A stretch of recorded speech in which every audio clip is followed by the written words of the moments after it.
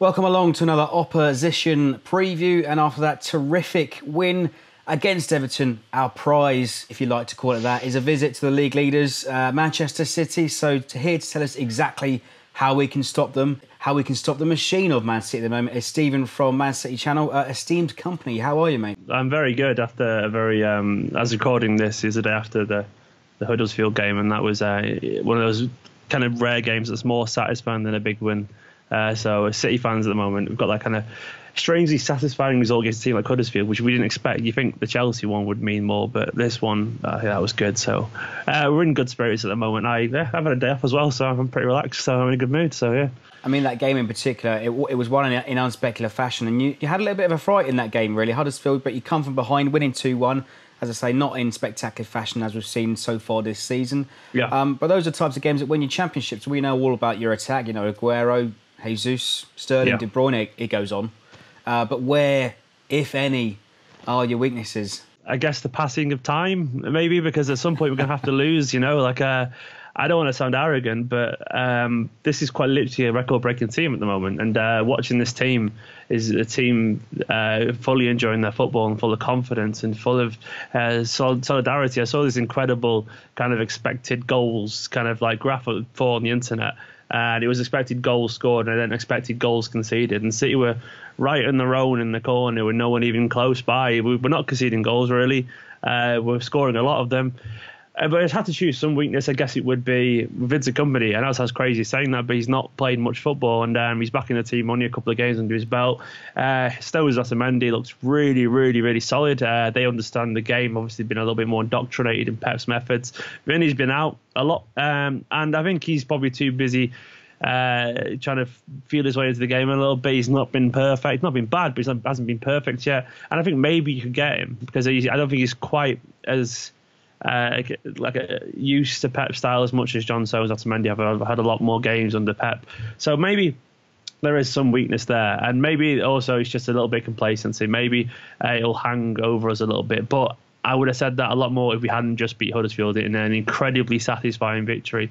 So maybe you could just kind of catch us unaware potentially. I mean, as you say, City look unstoppable at the moment. 8 points clear already, top of the table, winning games, scoring goals for fun. I mean, just tell us, why have they been so unstoppable this season? I'm a Pep lover, I'll be honest. Always have been. I've been a City fan all my life. I'm 32. I've been watching us since 1994, and I've seen some shite. I'm not going to lie. I have seen some very poor Manchester City teams.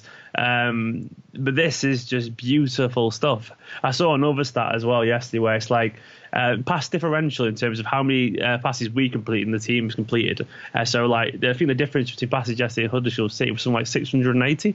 And in the past, we've had 5 of the top 15 in the Premier League ever in this season alone under Guardiola. Basically, he's just making us absolutely suffocate teams, and it's all down to his style. It clearly is him and what he does to players. He's a coach first and foremost, you know. He just makes players believe in themselves. He gets the best out of them. I think he's that perfect combination between intelligent, logical, and also passion.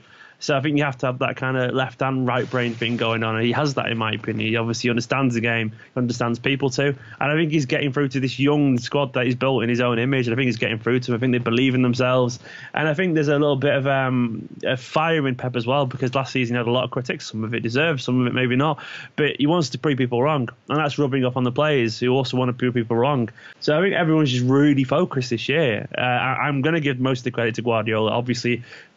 What he's done to De Bruyne as well. He's taken a guy who was an effective number 10 or possibly pushed out wide sometimes to be this complete, almost approaching Colin Bell levels of box-to-box midfielder. It's just, these are his little touches. And I think I have to give him the most credit there, because I think he's a phenomenal manager. And you know, those sort of things have been highlighted by the press recently. I think I saw a video this morning, actually, his man management with Sterling, you know. Yeah. Wasn't doing so well before Guardiola, but he's come into Sterling now, scoring 7 goals, scored as many, if not more, than Lukaku. He's got right into Sterling. I think this is Sterling's best ever goal scoring season. He's got 12 in 18. ever in his career, and we've got like 6 months left of the season. So he's got right into Sterling's head, and Sterling is one who definitely, and this is not, I think even other clubs fans have noticed this, he got a lot of stick, a lot of it unnecessary. Like the Sun, scapegoating him for shopping at Poundland, and buying stuff for his mum. And so Sterling got a lot of ridiculous criticism, mainly because he dared to leave Liverpool, which obviously, it's just obviously there's a lot of Liverpool fans in the press and so on. But basically, Pep has got through to Sterling. He's given that self-belief he had under Rodgers at Liverpool, alongside Suarez and Sturridge when they were on fire. Sterling obviously looks like a man reborn. He's a very tough man mentally, Sterling. He doesn't maybe look at it at times, but I think he's very focused on improving himself. And what the best thing about Sterling is that he's driving the team forward now. He's become almost like a leader.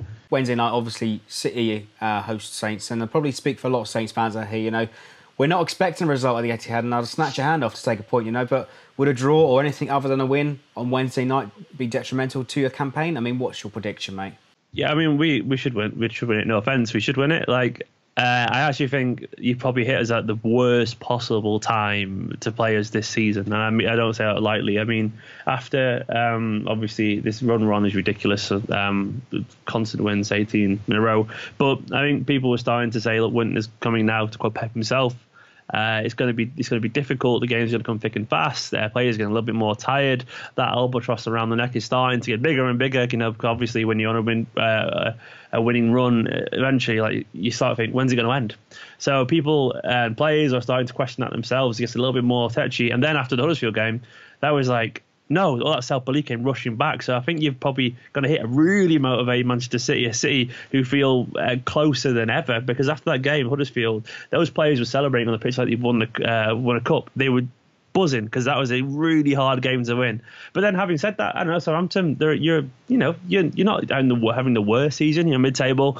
You've obviously had a good win at the weekend. Charlie Austin is exactly the kind of guy who would score against City as well. Likewise, Shane Long. Shane Long's always had a great time against City, be it at West Brom or wherever he's played for in the past. It's just he's always done well against City. I think we'll win though. And I'm going to say that just because I think it's just common sense, really. I think the odds are firmly stacked in our favour. I don't think Southampton have the. I think they have too much pride to defend exactly like the way Huddersfield did, and probably rightfully so. But I can't see him being that determined to spoil. But before you go, mate, I've been asking this question to a lot of all of our opposition so far this month. As viewers might know, we're trying to raise some money for Movember. You can see my pathetic attempts at a moustache. It's beautiful. I'll try my best. But can you tell us over the years, who was your favourite Man City to wear a moustache? We were just saying off camera, I don't think there's been anyone in my lifetime that's done it other than Joe Hart. I think he did it. And then I remember years ago, there's a great picture of Mick McCarthy wearing a moustache in a Manchester City shirt in the mid-80s.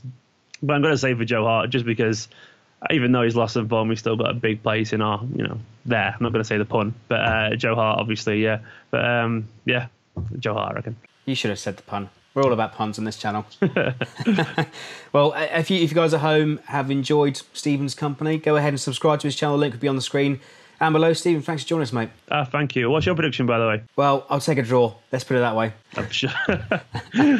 Sure. Thanks for having me, man. I really enjoyed it. Cheers. Nice, mate. And leave us your predictions in below. Leave us your likes, comments, and subscribe for more.